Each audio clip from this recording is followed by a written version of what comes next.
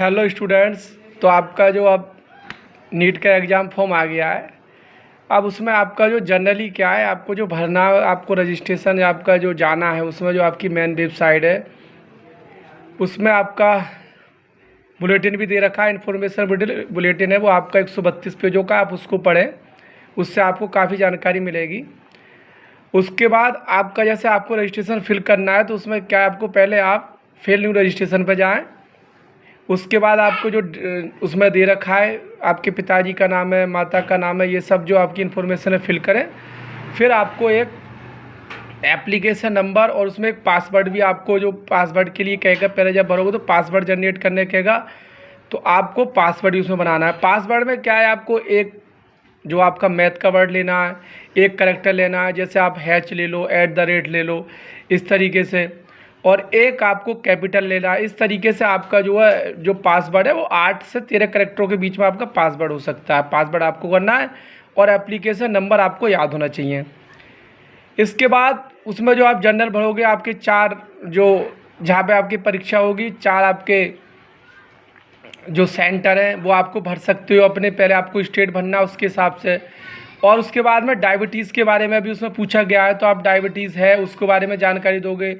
Physical आपके handicapped वगैरह उसके बारे में, ये सब चीज़ें हैं उसमें आपको जो देना है। इसके बाद है कि आप जो है जो उसकी कोड है, उन आपकी जो ड्रेस कोड है एनटीए के एग्जामिनेशन की, उससे आप जो उसके उसमें जाना चाह रहे हो, घर के कपड़ों में जाना चाह रहे हो, उसके लिए भी आप उसमें भर सकते हो। अब 12th जो है, जनरली 12th क्लास का जो उसमें मांगा गया है वो आपका 12th क्लास का, उसमें खाली रोल नंबर है आपका, और रोल नंबर के बाद अगर आप जो है उसमें रोल नंबर भरें, और आप जो परस्यूमिंग यानी आपने इसी साल जो आप परीक्षा दी है और आप एग्जामिनेशन की जो वेट कर रहे हैं, तो उसमें जो आपका जो कोड है वो 01 पड़ेगा, जो आपका कोड है क्वालिफिकेशन कोड। अगर आपने पिछले साल एग्ज़ाम दिया है तो आपका जो कोड जो है वो आपका 02 पड़ेगा। या फिर आपके पास कोई एडिशनल सब्जेक्ट है, जैसे आपने बायो अलग से ले रखी है, तो उसमें जो आपका कोड है वो 02 कोड पड़ेगा। तो इस तरीके से आप क्वालिफिकेशन कोड डालें उसमें, और आप जब कोड डालोगे तो 01 कोड डालोगे तो उसमें कोई क्वालिफिकेशन मांगेगा नहीं। और यदि आप 02 डालते हो तो आपको से जो क्वालिफिकेशन के बारे में आपसे रोल नंबर मांगेगा। रोल नंबर तो आपको भरना ही है। उसके बाद आपका जो कितने आपके मार्क जो आपने 12th में प्राप्त किए और आपके जो है टोटल कितने मार्क है, ये सब आपको एंटर करना है। और आप सीबीएसई बोर्ड से हो तो आपका CGPA मांग रहा है, उसके हिसाब से जो आपको ग्रेडिंग सिस्टम है वो आपको फिल करना है। अब इसमें जो अपलोड करने की बात है, तो आपके जो 4 चीज़ें अपलोड करनी है आपको। एक तो पासपोर्ट साइज फ़ोटो है वो आपको अपलोड होगा, जिसकी जो 10 से 200 KB के बीच में। उसके बाद आपका पोस्ट कार्ड का एक फ़ोटो है, वो भी आपका 10 से 200 KB के बीच में होना चाहिए। और इसके बाद आपका जो एक सिग्नेचर है, और आपका जो लेफ्ट थंब का अंगूठे का निशान है। तो ये जो आपको सिग्नेचर है वो तो आपका 3 KB से 10 KB के बीच का है, और जो आपका लेफ्ट थंब का जो अंगूठे का निशान है वो आपका होना चाहिए 10 से 200 KB के। इस तरीके से आप जो पूरा फॉर्म फिलअप कर दोगे। उसमें है कि आपका पहले आपका रजिस्ट्रेशन होगा, उसके बाद एप्लीकेशन होगी, फिर आप डॉक्यूमेंट अपलोड करोगे। चौथा जो आपका होगा, चौथे प्रोसेस में उसमें आप जो आपका फ़ीस कटेगी आपकी। तो फीस जो आपकी जनरल वालों के लिए आपकी 1500 रुपये जो हमारे जनरल में, और नॉन क्रीमी लेयर में क्रीमी लेयर से ऊपर है, जो कि हमारे सेंटर में तो चले जाते हैं आपके जनरल में, और जो हमारे स्टेट में आ जाती हैं तो वो किस में चले जाते हैं, OBC में। तो जो आपका OBC वालों की जो फ़ीस है वो 1500 रुपये है।